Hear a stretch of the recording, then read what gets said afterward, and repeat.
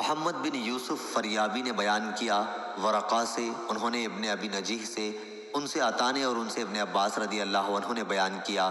کہ شروع اسلام میں میراث کا مال اولاد کو ملتا تھا اور والدین کے لیے وصیت ضروری تھی، لیکن اللہ تعالیٰ نے جس طرح چاہا اس حکم کو منسوخ کر دیا۔ پھر لڑکے کا حصہ 2 لڑکیوں کے برابر قرار دیا اور والدین میں سے ہر ایک کا چھٹا حصہ اور بیوی کا، اولاد کی موجودگی میں 8واں حصہ اور اولاد کے نہ ہونے کی صورت میں 4تھا حصہ قرار دیا۔ اسی طرح شوہر کا اولاد نہ ہونے کی صورت میں آدھا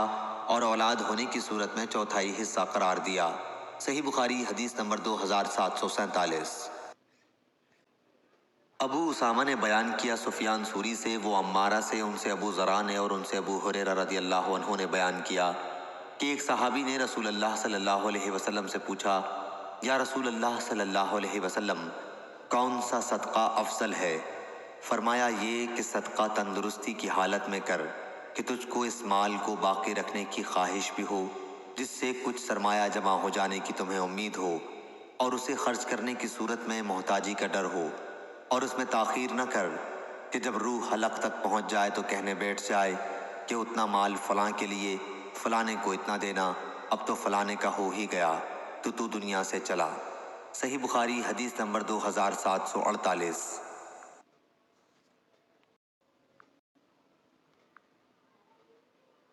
سلیمان بن داؤد ابی ربیع نے بیان کیا، انہوں نے کہا ہم سے اسماعیل بن جعفر نے، انہوں نے کہا ہم سے نافع بن مالک بن ابی عامر ابو سہیل نے،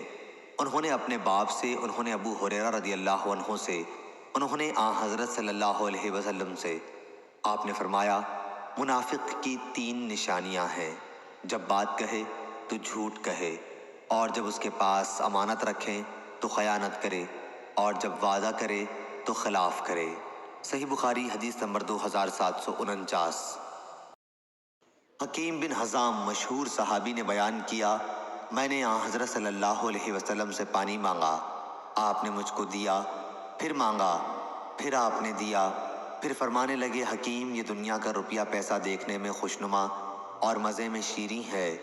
لیکن جو کوئی اس کو سیر چشمی سے لے اس کو برکت ہوتی ہے، اور جو کوئی جان لڑا کر حرص کے ساتھ اس کو لے اس کو برکت نہ ہوگی۔ اس کی مثال ایسی ہے جو کماتا ہے لیکن سیر نہیں ہوتا، اور اوپر والا دینے والا ہاتھ نیچے والے لینے والے ہاتھ سے بہتر ہے۔ حکیم نے عرض کیا یا رسول اللہ صلی اللہ علیہ وسلم، قسم اس کی جس نے آپ کو سچا پیغمبر کر کے بھیجا،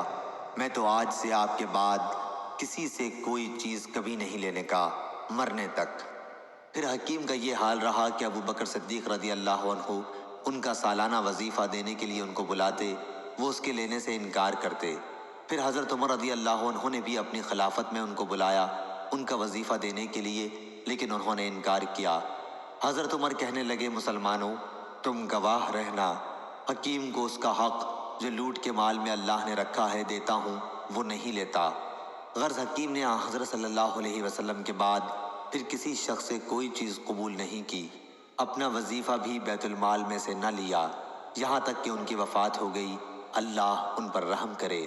صحیح بخاری حدیث نمبر 2750۔